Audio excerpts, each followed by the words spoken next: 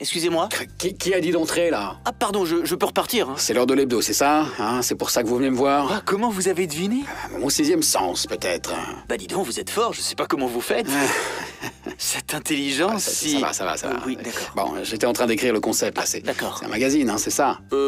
Oui. Oui? Non. Non? Si.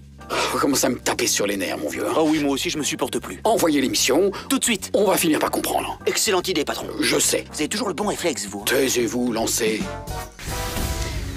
Bonjour, bienvenue dans l'Hebdo, votre magazine presque d'actu que vous pouvez suivre sur l'antenne de Radio 2M et en images en simultané sur nos réseaux sociaux. Bonjour à tous. Bonjour. Comment allez-vous? À merveille. Alors Rimel, cette semaine, tu t'es intéressée à quel sujet? Alors cette semaine, on parle du moral des Marocains. Je suis allée demander aux gens quelle est l'astuce pour bien démarrer une journée. Chaque vendredi, vous le savez, dans l'Hebdo, un reportage. C'est signé Salima Benabou ce vendredi, Salima, sur une décision totalement inattendue d'un tribunal. Historique même. Historique? Oui. On va voir ça dans un instant. Les conditions de sécurité de l'accès au stade de Casablanca pour les matchs de football, toujours pas au beau fixe, loin de là, Amina. Effectivement, c'est tout dit, merci. Ça fait. Baraka. Quel est le meilleur âge pour partir à la retraite? En France, l'âge à 64 ans ne passe pas, mais alors ne passe pas du tout. On dirait un film. Exactement, comme dirait Pierre Desproges, le travail tue, pourquoi prendre de risques? Écoute, nous parlerons aussi musique, bien sûr, à la fin de l'hebdo, avec la fameuse pépite de Yassine Tsabouktirt, mais aussi d'un film dont la sortie a eu lieu la semaine dernière. Ali Dila, du réalisateur Othman Nassiri. Il sera notre invité avec l'actrice qui joue le rôle principal, Marie Prenant. L'hebdo, c'est parti. Installez-vous, c'est parti pour 1 heure d'actu. Mais c'est pas un journal, on est d'accord. C'est l'hebdo sur Radio 2M. Nous débutons bien sûr avec l'image de la semaine, la disparition d'une grande dame.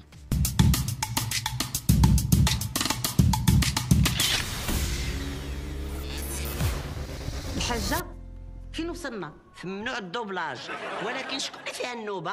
أنا يا ممنوع ندوبل في الفيراج ودوبل الفيراج البداية مزيانة ونسيتي هي وين؟ عندك الحق. Elle est de ces femmes qu'on ne peut oublier, dont le nom est à jamais inscrit dans les mémoires. Actrice, comédienne, autrice de pièces de théâtre, elle avait plusieurs cordes à son arc. Un talent époustouflant, un charisme à toute épreuve, elle crevait l'écran. Moteur, action. كاين شي نوع ممتاز ديال التقاشر كاين كل خير، كاين ديال لاستيك، كاين ديال الصوفا، كاين ديال الحرير، كاين ديال الخيط، عندنا حتى لي ميني جيب وعندنا سوتيامات وعندنا تكوات الصوفا. انسه الله يهديك انسه راه قلنا لك قولي غير حاضر وابتسمي فقط. Nous parlons bien sûr de Khadija Assad. Elle avait fait ses débuts sur les planches au début des années 70 où elle participait aux veillées artistiques des studios de Ain Choc. C'est le grand dramaturge Taïb Sadeghi, son professeur au conservatoire, qui lui avait confié son premier rôle au théâtre. Elle avait joué dans de nombreux films, mais aussi dans des séries, dont celle que tout le monde se souvient, bien évidemment, la célèbre sitcom Lalla Fatima. أحمد بغيتي شي عصير؟ إيه والله ما كرهت شي عصير ديال البنان يكون فاعل ترك هو الأول. ومن بعد منه والله ما كرهت ثاني شي شويه ديال المساج. اش قلتي؟ لا جاني بوشنينيق ما كرهت شي شويه ديال المساج مسكين بوشنينيق. تانا عندي بوعنينيج لهاد الشيء. Malgré les films, les séries, Khadija défendait corps et âme sa première passion, le théâtre. Elle s'était d'ailleurs battue pour constituer une mémoire théâtrale pour que nous ayons de véritables archives. Il y a 2 ans, son mari, son binôme, son inspiration, le grand réalisateur, acteur et metteur en scène Aziz Saadallah nous quittait et elle avait fait pleurer l'ensemble des Marocains en parlant de son absence. غادي يكون صعيب عليا ولكن نشكر كل الجمهور اللي حقيقة الناس كانوا تنشكر الناس اللي عزاوني واللي عزاو الأسرة ديالو. Aujourd'hui, c'est nous qui la pleurons. Elle nous quitte à son tour cette semaine. Depuis longtemps, elle menait une toute autre bataille, celle contre la maladie. Elle n'avait que 70 ans. Que 70 ans. Que 70 ans. Mais non, mais moi, j'ai découvert son parcours très récemment. Ah ouais? Oui.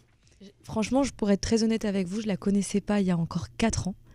Et c'est vrai qu'elle avait quelque chose et elle m'avait beaucoup du charisme, quoi. Ouais. On peut même dire, quelquefois on dit ça, elle avait du chien, cette femme. Ouais. Elle dégageait quelque chose, pas seulement à l'écran en tant que personnage, et puis... Mais même dans ses interviews, lorsqu'elle se faisait exactement. interviewer par les avec journalistes. ce répondant, avec... c'était pas certains la qualifient de féministe, mais en fait elle se battait pour tout, la culture, mais pas seulement. C'était l'actrice préférée des Marocains, je crois. Et avec la série Lalla Fatema, je pense que c'est comme si on la connaissait, c'est comme si c'était notre maman. Comme c'était un membre de la famille. Oui, finalement. c'est ça. Oui, parce qu'elle rentrait en fait dans nos maisons, dans tous les foyers. Ouais. J'ai interviewé cette femme plusieurs fois. Et ce que je trouvais extraordinaire, c'est que j'ai jamais pu la considérer comme une seule et même personne. Pour moi, c'était toujours un duo. C'est comme Butch Cassidy, le Kid, comme Bud Spencer et Terence Hill. Il y avait Khadija et c'est Aziz. Ouais. Et je peux vous dire que je suis... j'ai été frappé ce matin quand j'ai appris la nouvelle, parce que ça m'a automatiquement renvoyé au décès de son mari. Et j'avais oublié qu'en fait qu'il était mort. Ils sont indissociables, tu as raison. Voilà, j'avais oublié qu'il était mort parce que pour moi, tant qu'elle était vivante, il était vivant encore. Et c'est le fait et c'est en lisant que je me suis rendu compte que c'est vrai qu'Aïs Sadallah Aziz nous avait quitté il y a déjà 2 ans. Et je peux vous assurer que le premier réflexe que j'ai eu, c'est comment est-ce qu'elle a pu vivre 2 ans sans lui, en fait. Tout simplement parce que c'était un duo qui était inséparable, même dans notre imaginaire collectif. Alors contrairement à Salima, moi je la connais depuis peut-être 25 ans. Cette grande dame, cette petit bout de femme, mais tellement grande. Et voilà, donc pour moi, cette femme-là, était immortelle, quoi. C'est des gens qu'on a tellement vus, avec qui on a vécu tellement de choses, qui ont tellement bercé notre imaginaire, notre enfance, nos soirées du Ramadan, il faut le dire. Il y a 2 personnes. En fait, il y a un duo, c'est Aïs Sadallah et Abdra Ouf, qui qu'on partent a il n'y a pas perdu longtemps, tout récemment. Donc limite c'est un signe. Mais c'est des gens avec qui on a grandi et qui ont véritablement bercé nos soirées du Ramadan à l'époque où il n'y avait qu'une seule chaîne, voire 2 quand 2e est arrivé. Et donc voilà, donc c'est un choc. Et c'est un choc parce qu'on a l'impression qu'on perd un membre de la famille, même si on l'a rencontré que 2 ou 3 fois dans notre vie. Ben voilà, une grande pensée de la part de toute l'équipe justement à sa famille et à l'ensemble de ses proches. Le cinéma justement, nous allons en parler avec nos invités, un film dans les salles depuis la semaine dernière. Aldila, je vous prie de bien vouloir accueillir le réalisateur Othman Nassiri et l'actrice Marie Prenant. L'invité. Venez nous installer à côté de nous. Voilà. Je vais vous demander de bien vous rapprocher devant vos micros. Merci de nous avoir si chaleureusement invités. Écoutez, nous sommes ravis de vous avoir. J'aimerais vous faire réagir à la disparition de cette très grande dame. Vous, Othman. Parce que Amin Rahmouni a déjà dit des choses très touchantes et très intéressantes. Je le rejoindrai sur le fait que c'est quelqu'un qui nous a bercé toute notre enfance. Une grande dame du cinéma qui à mon sens, à moi, a été effectivement indissociable. Donc on est sur ces grands duos de la culture populaire qui aujourd'hui sont complètement entrés dans la mémoire collective et qui, pour nous, étaient immortels parce que justement occupaient tout l'espace médiatique dans une époque où effectivement il y avait très peu de choses, mais surtout c'est des gens qui sont intemporels à mon goût, donc puisse-t-elle reposer en paix. Voilà. Marie ? C'est vrai que je n'étais pas trop familière avec cette femme, mais c'est très émouvant de savoir qu'une telle figure, moi je connaissais Lalla Fatema et Allah Rahma, et c'est sûr que des personnes comme ça qui ont porté la culture, comme vous en parlez, c'est toujours une grande perte. Exactement. Alors, tout d'abord, sur le nom de ce film, Aldila, ça veut dire quoi ? Alors, Aldila, ça veut dire au-delà en italien. Au-delà de beaucoup de choses, mais c'est vrai qu'avant que ça ne veuille dire au-delà, c'est aussi et d'abord un concept, une idée de surpassement, une idée de dépasser nos propres frontières. Donc ça, on en parlera probablement plus en détail tout à l'heure, mais c'est vraiment ça l'idée à la base. Alors, on regarde un petit extrait de la bande-annonce. Fragment d'une vie fragmentée.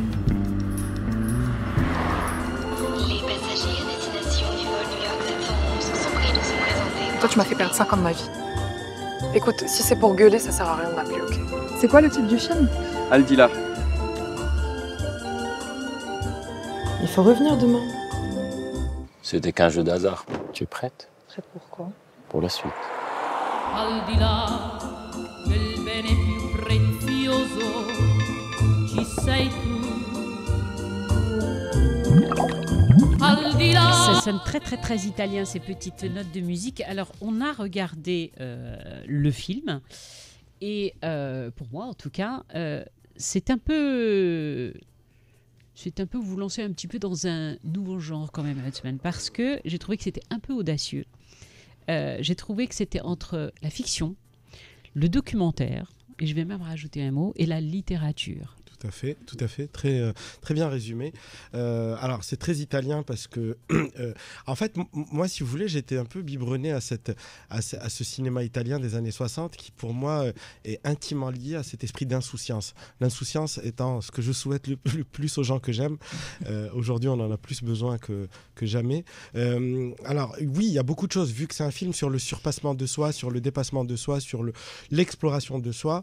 Je pense qu'on le fait beaucoup par la littérature, par le voyage, mais également par la peinture. Je pense que les spectateurs le découvriront. Il y a la peinture, il y a la musique aussi, qui est un personnage très présent, qui est un peu le troisième... il y a plusieurs troisièmes personnages. Il y a la route, la musique, la littérature, et puis deux formidables personnages, dont une est ici présente avec nous. Mais justement, on va demander à Marine de nous faire le pitch.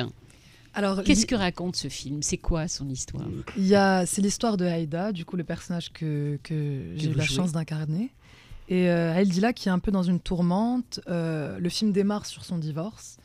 Et ça parle d'une femme qui rêve de liberté et qui va se débarrasser de toutes les cases dans lesquelles elle a été mise et qui ne lui correspondent plus, pour ensuite écouter son cœur et vivre sa vie telle qu'elle l'entend. Je vais vous poser une question qui va peut-être vous déranger, Husman. Est-ce que vous n'avez pas peur qu'avec ce genre de film, et pardon d'abord de l'expression, qu'il ne soit pas accessible au grand public, et je vais même aller un petit peu plus loin, qu'il soit un peu tagué de haut perché? Eh ben, je vais vous faire un petit spoiler. J'ai eu des très bons retours de gens qui sont le grand public. Alors ça, c'est pour le spoiler. En fait, pas du tout. Alors moi, j'essaie vraiment d'aller au-delà des cases, si vous voulez, et puisque le film prône ça de toute façon. Donc, on essaie de justement sortir des cases préconçues. Et je pense que, si vous voulez, l'histoire du film, elle reste assez classique. Après, c'est vrai qu'on revisite beaucoup de sentiers qu'on a pas forcément eu le courage d'explorer dans nos vies, mais je pense aussi que le film a une structure relativement classique et qu'il est aussi grand public. De plus, je pense que c'est également important d'inviter les gens à être stimulés. Il faut un peu les interroger, il faut un petit peu les laisser aussi creuser, se poser les bonnes questions. Je pense que les faire sortir de leur... Ça pousse à la réflexion. Ça pousse à la réflexion sans être ni intellectuel, ni intellectualisant, ni ennuyeux, ni chiant. Pas du tout. Au contraire, je pense que c'est un film où on se laisse volontiers voyager, voguer, comme ça, flâner. Parce que c'est un film, Marie, qui mêle l'art, le livre, la peinture, la poésie aussi. Et là, on n'est pas... certains de mes confrères, et on a lu pas mal d'articles, parlent d'une comédie. Moi, je ne trouve pas que c'est une comédie. J'ai du mal à mettre le mot comédie dessus. Mais c'est un film que je qualifierais de point d'interrogation. C'est ça. En fait, je pense que le film est à l'image de Aïda dans le genre. Il n'a pas de case, c'est ça. On veut toujours mettre les choses dans une case ou bien définir un genre à un film. Mais c'est ça aussi qui est beau, c'est de se dire que on va prendre le projet tel qu'il est sans vouloir forcément l'intégrer à un genre qui existe déjà et se laisser porter par le projet lui-même. Une espèce de transversalité en fait, même des genres, parce que il y a 2-3 passages comiques, mais volontairement, où on pousse un petit peu des fois, parce que les personnages ont beaucoup de retenue, donc ils se voilent un peu derrière des fois des petites mini mises en scène, parce que justement il y a beaucoup de pudeur dans leur jeu, dans leur donc ils essaient un petit peu de se cacher derrière des micro parenthèses comiques, mais c'est vrai que ce n'est pas une comédie au sens... En vrai de vrai, on est juste entre nous, en tête à tête. Quand il vous a appelé, qu'il vous a envoyé le scénario, Quelle a été votre première réaction à chaud ? Alors déjà, il faut savoir que moi, je suis rentrée sur le projet la veille au soir. Donc ça aussi, c'est assez incroyable. Et le scénario, je l'ai lu au fur et à mesure que le film se faisait. Donc il m'a été pitché, en fait. Et ma réaction, ça a été... Il me l'a très bien pitché, en fait. Et j'ai tout de suite dit oui, parce que toute cette histoire de road movie et tout d'un coup le lâcher prise, je me suis dit, yallah, on y va. Ta question a précédé un peu la mienne, parce que celle que je voulais poser à Atman, c'est de savoir quelles ont été les choses qui ont vu en son actrice celle qu'il fallait pour ce film. C'est-à-dire on en profite que vous soyez là tous les deux, donc vous pouvez aller... Tout à fait. Comment est-ce que vous l'avez choisi, elle, et pourquoi elle et pas une autre? Très bonne question. Moi, je pense qu'elle a énormément, justement, je l'ai dit tout à l'heure, il y a la pudeur et la retenue, parce qu'au final, on en parlait justement tout à l'heure avec Marie, et je pense que l'intérêt de ce film, c'était justement de voir une comédienne, un personnage sortir de sa torpeur, sortir de son... Et c'est ça ce qui est intéressant à mettre en scène, c'est de montrer, de mettre en scène un personnage qui va essayer de se libérer. C'est cet affranchissement-là, et c'est pas évident de le jouer. Et elle a joué avec une justesse qui est impressionnante, et j'ai vu son travail auparavant, et j'ai beaucoup aimé, et j'ai adoré pouvoir l'habiller de ce rôle qui lui allait comme un gant. Il y a Mamoun Ktiani aussi, qui joue, pour lui, qui joue Ali en fait dans le film. Il est avocat, donc dans la vraie vie il est avocat. Donc comment est-ce que c'est un grand passionné de cinéma? Sa première expérience? Non, pas du tout. C'est un grand passionné de cinéma. Il a déjà joué dans plein de trucs. Il a déjà joué même sous ma caméra dans un registre complètement différent. Et lui, pareil, c'est un grand passionné d'art à la base, et de culture, de littérature et de poésie. D'ailleurs, il m'a fait lire des choses qu'il a écrites à droite à gauche. Et donc, automatiquement, c'était quelqu'un qui a entré totalement aussi dans ce personnage et qui a joué le jeu.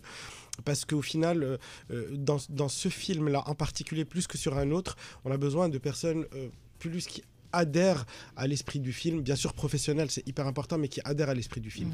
Là, vous parlez d'adhésion, question purement prosaïque, bêtement pécuniaire. Aujourd'hui, on connaît la situation du cinéma marocain, les difficultés pour pouvoir monter des films, et les difficultés pour pouvoir les présenter au public, donc les distribuer. Qui vous a produit ce film-là et comment vous l'avez convaincu de le faire? Parce que vous assurez qu'il doit être un chemin de croix.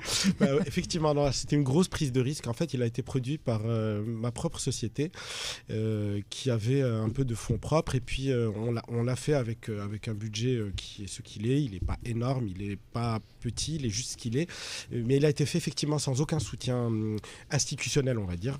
Et voilà, et c'est aussi grâce à l'implication, à la motivation, au dévouement de toutes les personnes qui étaient présentes sur ce projet, qu'il a pu voir le jour. Il vous a pris combien de temps pour le faire? Parce qu'en général, il a été fait en une année plus ou moins. Voilà. Ce qui est vraiment pas beaucoup. Entre l'écriture, la préparation, le repérage, le casting, le tournage. Oui, parce que j'imagine entre Cannes et Tarazout, franchement. Il y a eu du budget. On est parti 2 fois, effectivement, et effectivement, c'était budgétivore de pouvoir faire ce genre de déplacement et ces risques comme ça. Mais c'est vrai qu'il n'y a pas eu de partie institutionnelle qui s'est jointe sur ce projet. Non. Alors cette histoire, c'est l'histoire d'une quête en fait, quête de la vérité, de soi-même, à l'image un petit peu de votre premier long métrage, Saga, que j'ai vu. C'est autre chose, c'est très prenant, c'est vraiment une ambiance très lourde, etc. Quelle est votre quête aujourd'hui? Alors, en fait, je pense que la plus importante quête qu'un artiste peut s'avouer à lui-même dans son intimité profonde, c'est de se retrouver lui-même pour pouvoir mieux irradier, pour pouvoir mieux cascader ça autour de lui. Donc en fait, je dirais que c'est vraiment une quête de soi. La plus belle quête qu'on puisse avoir, c'est de se retrouver soi-même, d'être le plus honnête et le plus sincère avec nous-mêmes. Donc j'essaie, si vous voulez, d'explorer des univers très différents d'un film à l'autre, à la mesure de la sincérité du moment, mais j'essaie aussi de sonder empathie oblige, de sonder ce qui se passe autour de moi. Et je pense que en tout cas sur Aldila, alors sur Saga, c'est vrai que c'est complètement autre chose. C'est un film qui est construit de manière très factuelle. C'est un film où, comme un Rubik's Cube, si vous enlevez un petit événement, parce qu'on est vraiment du factuel, tout va s'effondrer. Aldila n'est pas construit de manière factuelle, mais beaucoup plus de manière émotionnelle. Et je pense que, je le dis souvent, c'est vrai qu'en ressortant de 2 ans de crise sanitaire, on est tous le moral un peu gris en ce moment. Enfin, en ce moment, en tout cas, c'est ces 2 dernières années-là, et en sondant un peu autour de moi, mais de manière très tacite, très implicite, j'ai vu qu'il y avait énormément d'attentes, de lâcher prise, d'évasion. Il y avait beaucoup de gens et du coup, il y avait du répondant, parce qu'on a eu un feedback depuis le jour de l'avant-première jusqu'à aujourd'hui. Maintenant, ça fait 8-9 jours que le film circule. On a des messages d'inconnus qui nous disent « Merci de nous avoir fait voyager ». Et ben, si je lis ça, pour moi, ça me fait plaisir. Voilà. Marie, je ne vous connais pas beaucoup, mais on a l'impression que ce film, en réalité, vous ressemble. Parce que vous êtes une actrice engagée, et justement, vous dites dans des interviews que vous avez déjà données que vous aimez faire bouger les choses avec l'art. Complètement. C'est pour ça que je vous posais la question de savoir quand vous aviez lu le scénario, parce que on se dit qu'à partir du moment où vous l'avez lu, vous vous êtes dit c'est pour moi, quoi. Bah, complètement. Je trouve que en tant qu'artiste, on a, en tout cas personnellement, un rôle à jouer dans l'engagement qu'on va prendre et dans les sujets qu'on va aborder en tant que comédien, dans les rôles qu'on va endosser. Et je trouve que c'est important de déjà s'engager dans des projets qui nous parlent. Et si, en plus de ça, ça peut créer un débat public et faire évoluer les choses, c'est encore mieux. Et c'est aussi une des raisons pour lesquelles je fais ce métier. Je pense que pardon, je me permets de rebondir. Je pense aussi qu'il y a quelque chose de très intéressant qui s'est passé avec elle, comme avec tous les grands comédiens avec qui j'ai travaillé, mais avec elle aussi beaucoup, parce qu'elle a beaucoup de sensibilité. C'est que c'est aussi quelqu'un qui se redécouvre aussi, et les grands comédiens ont cette spécificité-là, c'est qu'ils se redécouvrent en jouant des personnages qui ne sont pas forcément eux à 100%, mais qui sont une partie d'eux. Et je me permets de parler en ton nom, mais je trouve qu'il y a eu quelque chose de très intéressant qui s'est passé, parce que le fait d'avoir embrassé ce rôle, et qui lui allait très bien, c'est qu'il y a quelque chose, un petit déclic aussi qui s'est passé, qui est intéressant. Voilà. Vous restez avec nous, on va continuer à parler du film dans un instant. Quelle est la dernière série que vous suivez? Last of Us, c'est l'adaptation d'un jeu vidéo. L'adaptation exceptionnelle d'un jeu vidéo. Je l'ai regardé aussi, et j'ai même joué à le jeu. Et la tienne. Ouais. Moi, c'est Sky Rojo. C'est une série très sympathique. Très bien. Pas pour les jeunes. C'est pas pour les jeunes? Non, pas pour les petits. Ah, mais tiens, ça tombe très très bien comme transition, parce que Rafet, lui, il s'est pris de passion pour une série très particulière. C'est Un œil sur le monde. Jingle.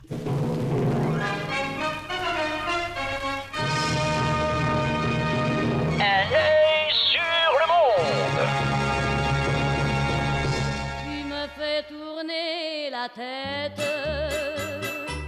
Mon manège à moi, c'est toi. Eh bien, les Français commencent bien 2023. L'âge de la retraite repoussé à 64 ans. Et moi qui ne savais plus quoi regarder sur Netflix, eh bien, on va être servi. Je peux vous dire qu'il y en a pour un moment. Touche pas à ma retraite. Des épisodes tout aussi palpitants les uns que les autres. Manif, grève, un président qui essaie de calmer le jeu. Eh oui, Macron, c'est un exemple pour la population. Grâce à qui? Grâce à Brigitte. C'est quand même la retraitée de France, la plus connue.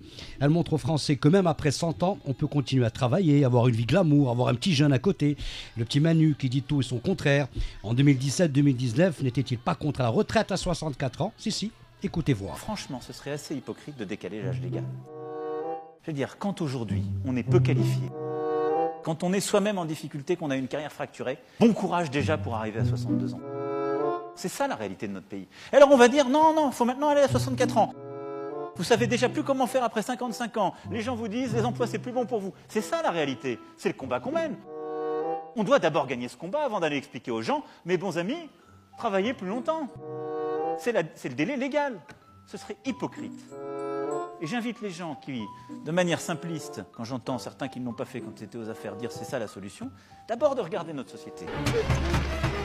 Voilà, ça c'est dit. Et Macron, donc, qui, soit dit en passant, sera bientôt le plus jeune retraité de France. Oui, quand on a été président à 39 ans, ça c'est pas un âge présidentiable, c'est plutôt une pointure, comme dirait Debouze. Avec toutes ces mesures, on se demande si les trimestres à la crèche ne devraient pas être comptabilisés.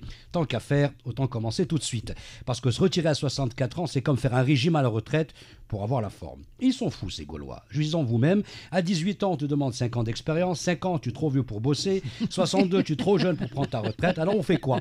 Comment vivre avec une petite retraite? Oui, parce que là encore, on s'y perd dans les calculs de points et tout ce qui s'ensuit. Il existe un système de points pour moderniser les retraites. Si. Au bout de 10 points, tu reçois une image d'Épinal ou à résonance magnétique. ou je ne sais plus. Alors comment joindre les deux bouts au crépuscule de notre vie? Alors vous avez 2 heures, mais là encore, le toy-boy de Brigitte a cogité. Il fera voter l'euthanasie. Travailler de 16,64, c'est la mise en bière assurée. Tu es horrible. Tu es horrible. Je pensais que c'était arrangé avec le temps, mais pas non, du tout. Non, ça ne peut pas s'arranger. Savez-vous, alors la retraite en France, c'est actuellement 62 ans. Ouais. À votre avis, combien de pays, puisqu'on est en Europe, européens, ont l'âge à la retraite à 62 ans? Je crois que c'est le seul. Ils sont 2 seulement, en fait. C'est du 65, 67 ans, vous le saviez? En fait, c'est l'un des rares pays à avoir encore une retraite aussi jeune. Ouais, bah. Et quel est le second? C'est une excellente question. Tu reviens. Mauvaise question. Est-ce que tu peux revenir la semaine prochaine? Tu as 2 heures. Tu as 2 heures pour plancher. Allez, vous faites quoi pour vous redonner le moral? Quelles sont en fait vos astuces pour garder la patate, même au boulot, je vous signale. Jingle, c'est la Walkwoman. La Walkwoman. Tu es allé sonder, mais pas sur un sujet d'actu pour le coup, tu t'es fait plaisir. Exactement, je pense que tout le monde ici sera d'accord pour dire que le 21e siècle est chaotique. Bon, j'ai pas besoin de vous dresser le tableau, mais bon, on a le cocovirus et tout ce qui va avec, les tensions politiques, le développement de l'intelligence artificielle, on n'en parle pas assez. Il y a la crise économique, la hausse des prix des produits alimentaires, du carburant. Enfin voilà, l'avenir n'a pas l'air radieux et effectivement, c'est très mouvementé. Donc on vit dans un monde qui part en vrille sur certains aspects, mais je pense que c'est pas une raison pour être malheureux et pour ne pas profiter, d'où l'importance de garder le moral. Et parce que des fois, le bonheur se cache dans les petites choses et parce que aussi, c'est les petits détails qui font de grandes différences. Ça peut être tout et n'importe quoi. Hein. C'est rien que le fait de manger des choses délicieuses, sortir au soleil, faire une petite marche au bord de la plage. En gros, savoir prendre du temps avant que le temps nous prenne. Je me suis inspirée de Marie. Et pour le coup, je suis allée sonder les Marocains pour savoir un peu ce qu'ils font pour garder le moral quand ils démarrent leur journée. Et voici leurs réactions. Moi, mon secret pour passer une bonne journée, c'est de prendre un bon petit déjeuner, bien calorique, comme ça pour tenir toute la journée. الصباح كنوض كندير شويه د لا ميوزيك كتعجبني الصباح كنشط. Quel genre de musique? ميوزيك كونتري عزيزه عليا بوب ديلان او ميني رود وداك الشيء. ابخي كنمشي للكافي نقرا الجورنال كنفرح يدي بيدي واخا تكون شي مشكل عندي كنساه بهذا الشيء. يعني باش نديماغي واحد لا جورني ديالي مزيان اول حاجه هو انك تنعس مزيان. Pour passer une bonne journée, il faut se réveiller tôt, faire de la marche et se couvrir comme il faut. Ça vous met de bonne humeur? Alhamdoulilah, il faut toujours penser positif. خصك في الاول تبدا النهار ديالك بالرياضه ديالك. Ça marche هاد القضيه؟ بيان سور. ملي كتبدا بالرياضه سا مارش طري بيان. وخرج تمشى شويه وتنفس شويه ولا خلق رزق وسي كوم سا. الحياه خصها تستمر. الانسان ما يبقاش مصايب شويه يطلق راسو شويه ويفوز ويضحك ويصلي ويصوم ويسافر ويدير كل شيء اللي عليه. انت شنو كدير الصباح مثلا اول ريفلكس ديالك ملي كتفيق بور غاردي لو مورال شنو كدير؟ تصنت الموسيقى مع الصباح هي باش تنبدا النهار ديالي والاخبار. ايوا ابخي تتمشي للقهوه تاخذ قهوه تصنت شويه الدماغ تفطر وتبدا النهار ديالك مع العمل ديالك. اش من موسيقى كتعجبك؟ موسيقى شعبيه مغربيه بحال الصناجي بحال بزاف المغنيين المغاربه.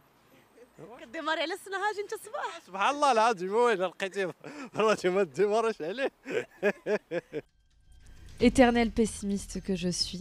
J'ai peur. Non mais je suis désolée, quand t'es dans la merde, t'es dans la merde. Tu vas pas boire un café pour régler tes soucis. Tu ne mets pas de la musique pour régler tes problèmes. Elle dit que ça peut aider. Tu sais, ça fait passer le problème. Exactement. Ça passe. Ça fait mais tu sais, moi quand j'ai un problème, il suffit que j'écoute par exemple ma musique préférée qui passe et pendant les 3 minutes, je vous jure, j'oublie avec le problème. Pendant avec le. Oui, mais bon, c'est éphémère quoi. T'as quand même des trucs pour remonter le moral là ou là tu restes plongé dans ton dans la déprime. Je déconne, mais bon. Mais t'as 2 enfants formidables à eux seuls, ils devraient te rebooster tous les matins. Oui. Quand il faut se lever à 6 heures pour la faire à bouffer et tout. Tu te soignes. Non, avec mes enfants, voilà, à travers mes enfants. Ah bah voilà, il a a toujours très un belle échappatoire. Donc seulement quand tu es à la maison.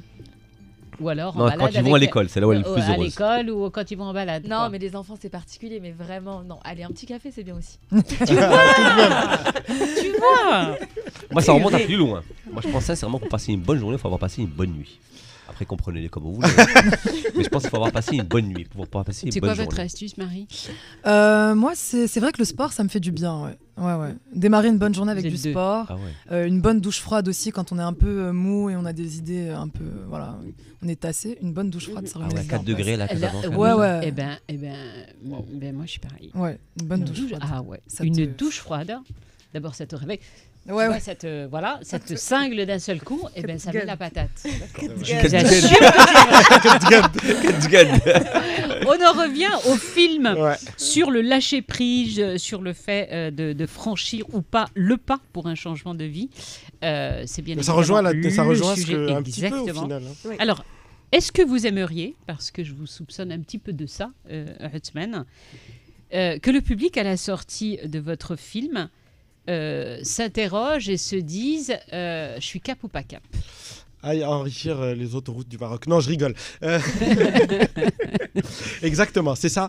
Que tout le monde se pose la question en se disant est-ce que moi j'en suis capable? Je l'ai fait de manière un peu vicieuse, je l'assume. C'est-à-dire que je commence le film de manière très pied sur terre et je dis aux gens ok, tout ça vous auriez pu d'une manière ou de l'autre le vivre. Et boum, à la 20e minute, je leur dis, à partir de là, vous allez prendre la sortie droite. Et en fait, j'essaie d'emmener le spectateur là où il a rêvé tout bas de le faire. Souvent, on a tous un peu rêvé de larguer les amarres, de partir un peu loin. Et en fait, c'est un exercice très subtil parce que j'essaie de le faire tout en gardant un peu les pieds sur terre. Donc, c'est une fantaisie. C'est vrai que c'est un fantasme et une fantaisie. Mais j'essayais un petit peu de dire au spectateur, c'est pas impossible. C'est pas impossible. On a aussi des fois envie de. Moi, je le dis tout à l'heure. Vous aviez posé la question à Marie. Qu'est-ce qui vous rebooste? Moi, en fait, par exemple, je vous donne un exemple très simple. On me donne un travail à faire. On me dit tu as 2 jours pour le faire. Et c'est un travail que je ferai effectivement en 2 jours. Je préfère consacrer les premières 24 heures à me mettre bien et le faire en seulement 24 heures, et je le ferai beaucoup mieux que si je me mets à le faire en 2 jours en n'étant pas bien. Grosse préparation mentale, en fait. Voilà, c'est ça. Et final, j'ai une question aussi à Marie, qui me turlupine depuis tout à l'heure. Comment est-ce qu'on peut s'appeler Marie prénom et dire la Khadija aussi naturellement et Marie prénom qui est voilà, justement, donc le grand secret. Ça, en fait, parce que je m'appelle Marie Betsoul Clémentine Prénom, je suis franco-marocaine, donc je suis allée voilà. Pour mieux la connaître. Moi ce film, ça m'a rappelé un film américain.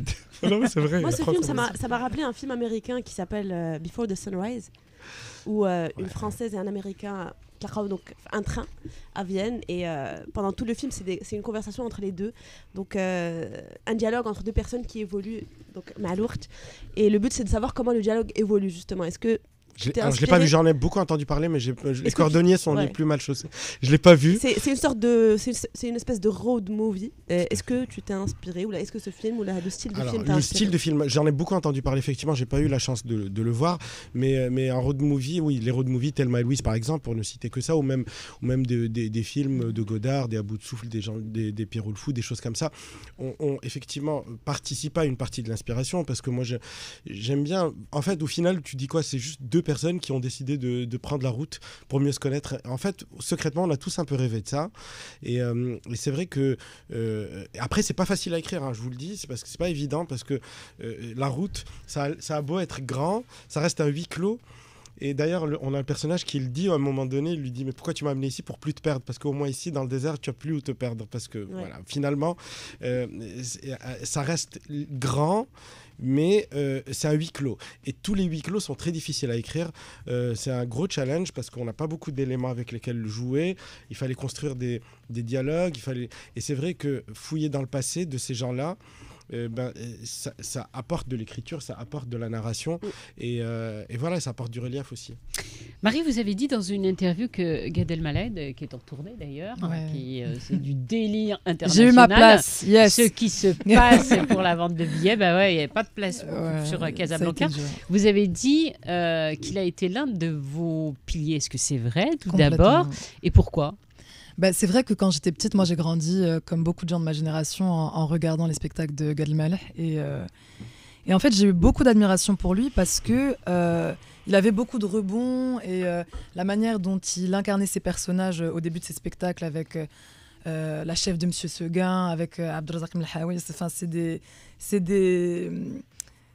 ça m'a complètement stimulée et c'est vrai que pour l'anecdote, moi je connaissais le sketch de Madame Tiazi par cœur et ma mère adorait quand on recevait des gens à la maison et que je passais devant le salon, elle me disait et elle me disait fais Madame Tiazi, je t'en supplie, fais Madame Tiazi. Faites-le pour nous. Mais alors là, on va pas. Elle est comme c'est très sympa, voilà. Non, on n'a même pas eu le temps là.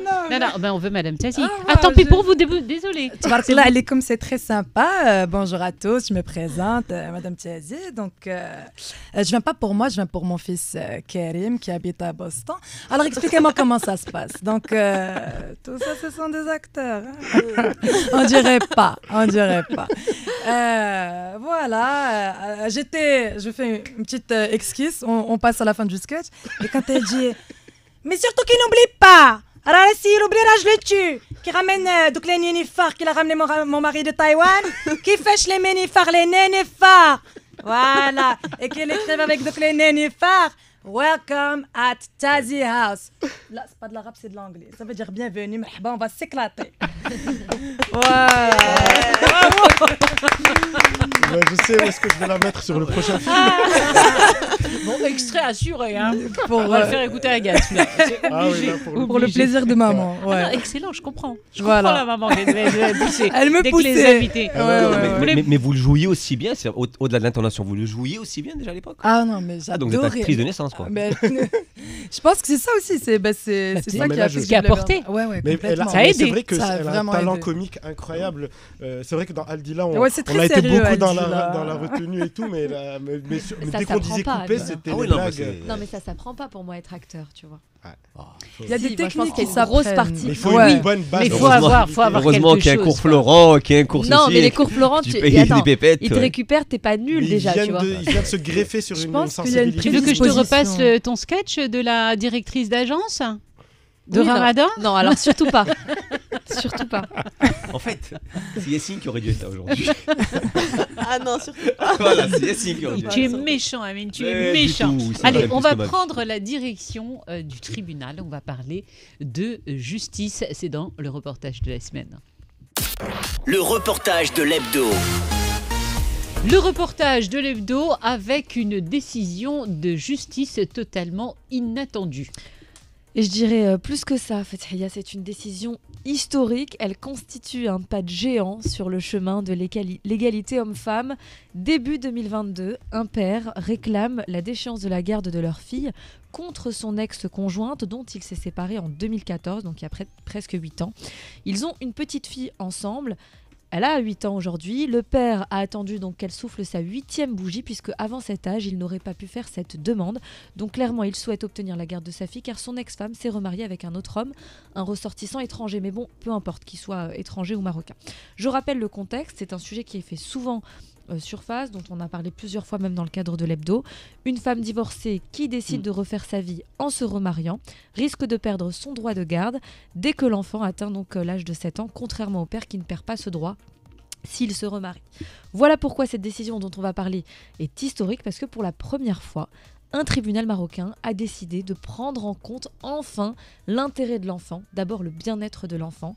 La décision rendue publique du tribunal de Midelt en plus, évoque noir sur blanc l'intérêt suprême de l'enfant qui risquerait de subir un préjudice moral en cas de changement d'environnement. Écoutez, maître Aïcha Alien, elle a suivi l'affaire avec beaucoup d'intérêt. Elle salue la démarche du tribunal de Midelt. وهذا ما قام به هذا الحكم هذا لان من خلال القراءه ديالو كان تنشوفوا واحد النفس حقوقي واضح بشكل كبير في هذا الحكم هذا ان عمل على يعني اعتماد الاتفاقيه الدوليه لحقوق الطفل اولا من خلال استماع الطفله اللي تبلغ من العمر 8 سنوات وخذاو يعني القاضي خذا الراي ديالها في ما اذا كانت كترغب انها تعيش مع امها او مع الاب ديالها.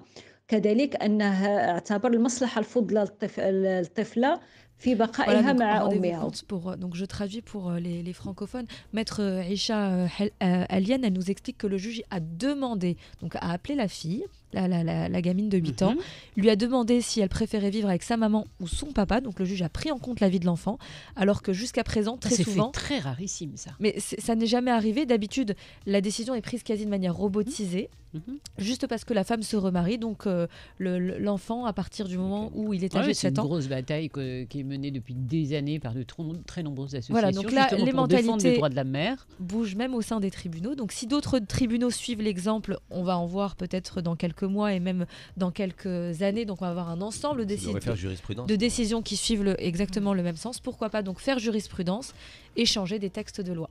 Très bien, quelle bonne nouvelle. C'est un peu le même problème qu'a eu, d'ailleurs on parle de cinéma, l'actrice Jamila El-Houi. Elle subit exactement la même chose.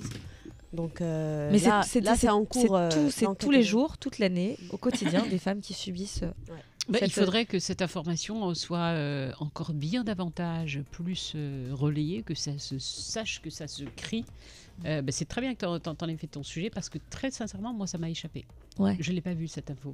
Alors, la décision a été rendue en octobre, mais le temps que ça fasse effet boule de neige, etc., que ça soit rendu public. Exactement. Est-ce que vous suivez le football tous les deux ?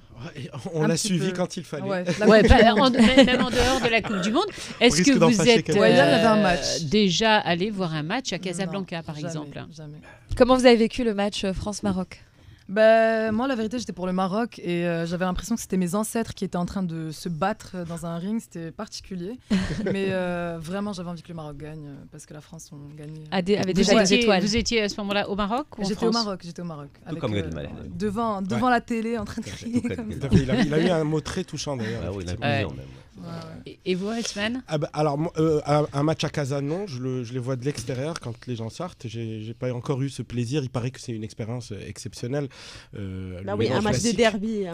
Il faut y aller. Classique de derby, il faut le vivre au moins une fois dans sa vie. Mais effectivement, là, on a tous vécu cette Coupe du Monde avec un engouement impressionnant. Mais ça vous a pas donné juste envie d'aller davantage dans les stades ? Ce qui est certain, c'est que ça m'a donné une autre vision du foot. En tout cas, cette Coupe du Monde-là m'a complètement réconcilié avec un sport que je connaissais assez superficiellement. Mea culpa, je dis donc, toi aussi tu devrais faire ton mea culpa. Pourquoi donc ? Tu devrais faire ton mea culpa. Il n'a pas tenu promesse, je sais. Ah bah oui, c'est vrai. 2020. Alors, durant des mois, parce que bien évidemment, nous avons officié durant tout le Covid. Et également durant le confinement, parce qu'il fallait bien évidemment informer nos auditeurs. Et la personne ici présente à ma droite... Et bon, je suis un homme, j'ai peu de parole. Nous a fait des dizaines de chroniques pour demander le retour et la réouverture des stades. Et donc, il a fait au moins une dizaine de fois la promesse de me convaincre d'aller dans un stade. Mais donc tu n'as pas tenu promesse. Je suis en train de me dire. Tu as le bras bandé, c'est impossible. Non, mais c'est pas. Tu as 10 secondes pour le faire. Bon courage. Je regarde pas le match avec mon bras, c'est avec mes yeux. Mais chaque fois qu'on se retrouve dans un endroit où il y a du monde, tu es agoraphobe. Ceci dit, on m'a dit qu'il y avait quelques petits voilà, problèmes. Effectivement, même de gros problèmes. C'est d'ailleurs un coup de gueule. Mais je vais rebondir sur ce que vient de dire Atman. Donc je vais vous rappeler qu'il y a quand même obligé. Oui, obligé de jingle. Il a dit quoi ? C'est bien parti. J'ai pas entendu. C'est quoi le sujet ? Taisez-vous ! C'est le billet de Amine. C'est exactement ça. C'est quoi le sujet ? De quoi on parle ? C'est vrai. Moi, je vais plutôt rebondir sur ce qu'a dit Atman. Donc, je veux quand même rappeler qu'il y a des choses dans la vie qui vont sans dire, mais ils vont encore beaucoup mieux en le disant. Et ce que je veux vous rappeler, en fait, ce qui va sans dire en ce moment, c'est que nous sommes donc demi-finalistes de la Coupe du Monde de football. Et donc, le Maroc est demi-finaliste de la Coupe du Monde de football. Il a été au bout d'un mois de rêve au Qatar, en fait. Et bien plus qu'un exploit personnel, j'ai envie de rappeler, en fait, que cette place, c'est la conséquence d'une vision, d'un travail sur notre football qui a été entamé il y a quelques années de ça par une fédération qui manque de beaucoup de choses, mais certainement pas de courage.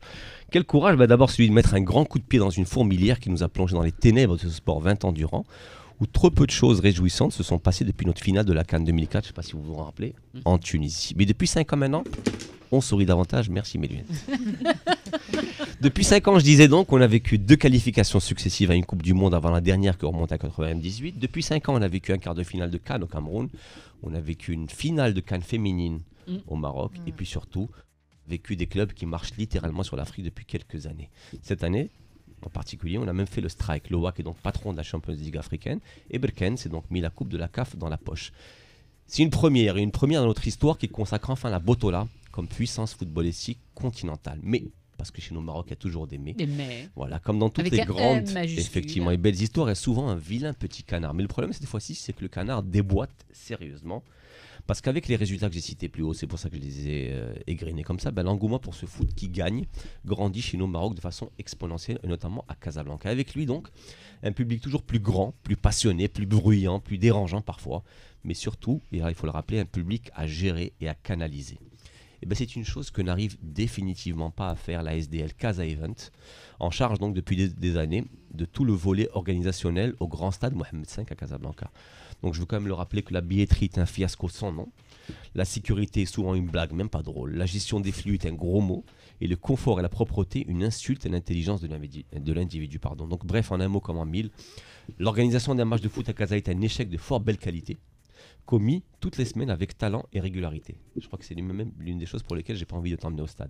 Sauf que, je veux quand même rappeler que rater une soirée cossue et corporate est une chose, mais rater une grande messe surpeuplée qui peut aller jusqu'à 50 à 60 000 personnes en est une autre, aux conséquences qui peuvent être autrement plus graves. Donc le temps et la place ici ne permet pas de le détailler ici, mais le constat est implacable. La gestion par Casa Event du stade Mohamed V est un échec sans nom, dont les conséquences dramatiques sont pour l'instant évitées par la seule grâce d'un miracle divin, chaque semaine renouvelé. Donc chaque semaine, ça veut dire chaque semaine on évite le pire. Ah oui, chaque semaine on évite le pire. Je peux t'assurer qu'à 60 000 personnes qui se bousculent parce qu'il y a trop de billets, beaucoup plus de billets vendus que de places disponibles, et parce que la sécurité n'est pas considérablement respectée ni garantie, je peux vous assurer qu'au premier gros mouvement de foule, ça va être la catastrophe. Beaucoup de membres des forces de l'ordre, on découvre sur les images, et si vous nous suivez sur les réseaux sociaux, vous les verrez aussi. Il y a beaucoup des membres des forces de l'ordre qui sont présents, mais quand on dit qu'il n'y a pas de sécurité, si, ils sont là, mais le problème n'est pas là, c'est-à-dire ce sont les gens qui rentrent sans billet ou qui... En fait, le problème, c'est que les forces de l'ordre sont... autour des gens. Voilà, ils sont à l'extérieur. Mais je peux vous assurer qu'à la rentrée, il y a eu un WAC, tout à l'heure je parlais d'un WAC qui gagne une finale de Ligue des Champions. Moi j'ai assisté à tout le match debout, il y avait des gens assis sur des escaliers, c'est-à-dire que le stade contenait une fois et demie sa capacité normale, quoi. Et je peux vous assurer qu'au moindre gros mouvement de foule, c'est la catastrophe. C'est la catastrophe et qui va se chiffrer en dizaines, voire centaines. Et que le fait que ça se répète chaque semaine, c'est catastrophe. catastrophe. Petit observateur extérieur, rapidement, je me demande comment le Maroc, qui a accompli des pas de géant dans tellement de choses, en est encore à avoir effectivement un stade comme ça en place. Exactement, c'est pour ce stade en particulier. C'est pour ce stade en particulier. Tout le reste ça ne se passe pas dans d'autres villes. C'est le stade de Casablanca. On n'entend jamais parler d'Asie. Donc pour toi, Amine, la faute à Casa Event. Pour moi, c'est Casa Event. Et ce qu'il y a, c'est qu'aujourd'hui, on en parle parce que l'actualité a fait que. Mais je peux vous assurer que depuis 4-5 ans maintenant, les voix s'élèvent toutes les semaines à chaque match pour dire Allahumma da munkar. Et le ravalement a été complètement boiteux, ce qui s'est fait. Non, le ravalement, à la rigueur, on est sur du brutalisme. Donc en fait, le stade est comme ça, a été construit comme ça, et très très bien le stade. D'ailleurs, c'est marrant, quand vous êtes au stade, je peux vous envoyer des vidéos où pendant que les gens dansent, le stade bouge. Et on m'a expliqué en fait que c'était voulu, c'était normal en fait pour pouvoir voilà. Mais par contre, je parle pas de ça. Je parle d'un stade qui peut accueillir 45 à 50 000 personnes. Il y a toujours entre 60 et 65 000 personnes. Que effectivement, il y a des agents de sécurité beaucoup à l'extérieur, mais très peu à l'intérieur, et que même les stadiers qu'on met à l'entrée des stades pour contrôler les ventes de billets, ils font ça de manière aléatoire. Et tout ça en fait pour vous rappeler qu'on est donc demi-finaliste de la Coupe du Monde de football et champion d'Afrique des clubs en titre. Et je peux vous assurer que Casa Event n'y est certainement pas pour grand-chose. Alors comme tu as cité à de très nombreuses reprises Casa Event, on va les inviter. Ça serait leur formidable. Demander pour qu'ils aient un droit de réponse et qu'ils puissent aussi nous éclairer sur tout ça. D'ailleurs, dès que ce sont quand même des auditeurs qui nous ont alertés, qui ont demandé à l'hebdo de s'intéresser, de redonner, parce que toi tu l'avais déjà fait à plusieurs reprises dans de nombreux billets, et puis en fait des parents disent voilà, c'est quand même dommage, quand on adore aller au foot, mais c'est juste pas possible. Juste une petite chose, la typologie du public de football marocain a changé depuis quelques années, et bien plus encore depuis la Coupe du Monde. C'est qu'avant, c'est quelque chose d'extrêmement masculin, d'extrêmement viril, de jeunes un peu survoltés. Là, on a beaucoup de familles, on a beaucoup de jeunes femmes, on a beaucoup d'enfants.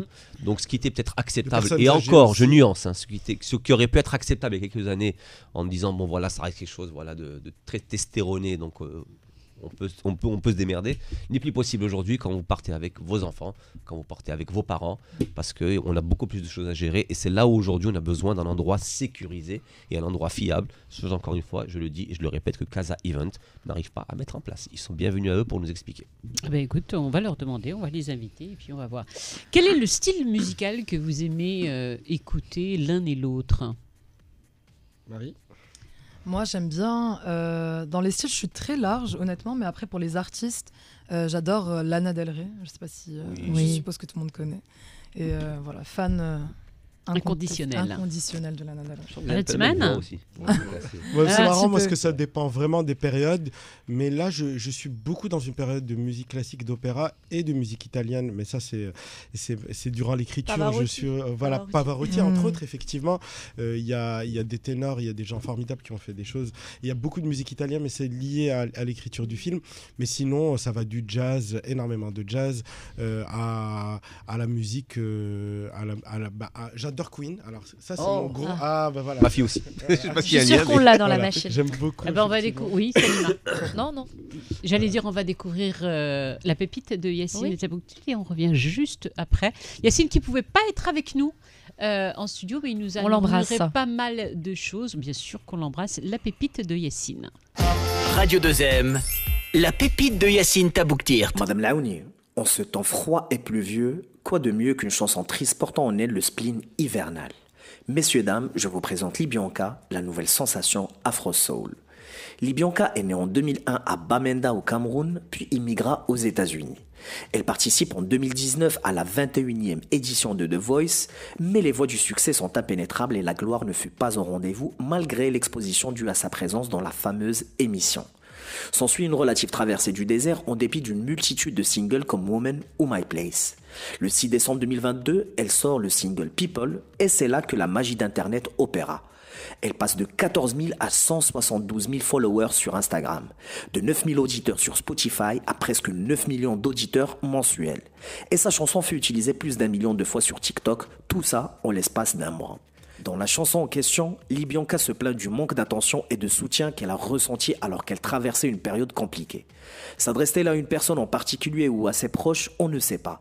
Mais à la fin de son clip, elle adresse un message demandant aux humains d'être plus à l'écoute de leurs proches et de les soutenir parce que les apparences peuvent être trompeuses et une personne qui ne va pas bien peut souvent cacher son jeu. Je vous laisse avec People de Libyanka. En fond de la pépite de Yacine pour refermer. Ouais, c'est déjà fini pour refermer l'émission. Marie, c'était tellement bien que je vais vous demander de nous la refaire. Je vais vous demander. Alors, j'ai appris que Madame Tazi était allée voir le film et j'aimerais bien que Madame Tazi nous dise pourquoi il faut impérativement aller voir Adila au cinéma. Voilà. Pourquoi il faut aller se déplacer en salle, Madame Tazi? Bon, alors, premièrement, parce qu'il y a, je ne sais pas si vous connaissez, le grand réalisateur qui a fait ses études en France. C'est un réalisateur très connu. Alors, il a fait un film qui s'appelle Saga. Vraiment, je le connais très bien. Mon mari a travaillé avec lui aussi. Donc, il y a l'autre acteur, c'est un très grand avocat, lui aussi. Et il y a Marie Prenant. Bon, elle n'est pas très connue, mais je crois qu'elle a beaucoup de choses à dire près de le film. Alors, je vous dis, allez voir Aldila, parce que c'est un film où tu voyages, mais tu restes au Maroc, où ton cerveau, il déconnecte, mais en même temps, tu restes assis sur ta chaise, où tu passes un moment, tbarkallah, très sympathique, tu vois du paysage, tu rigoles, il y a des gens sympas, vraiment, allez-y. Bravo. Incroyable. C'est pas possible d'avoir meilleur promo. Il faut s'arrêter là. Il faut s'arrêter là, on va déraper sinon. Elle m'a pas fait ça sur le plateau, mais... Ça, monsieur, ça ne se passe que dans l'hebdo. Voilà. Merci infiniment d'avoir été avec nous. Ça donne vraiment envie. Nous, on l'a déjà vu, mais allez-y, allez découvrir en salle et sortez en vous posant des questions parce que vraiment, c'est bien vu. Les bonnes questions. À chacun sa liberté de voir. On regarde par là-bas et on dit au revoir et on se dit au revoir la semaine prochaine. Ciao, à vendredi.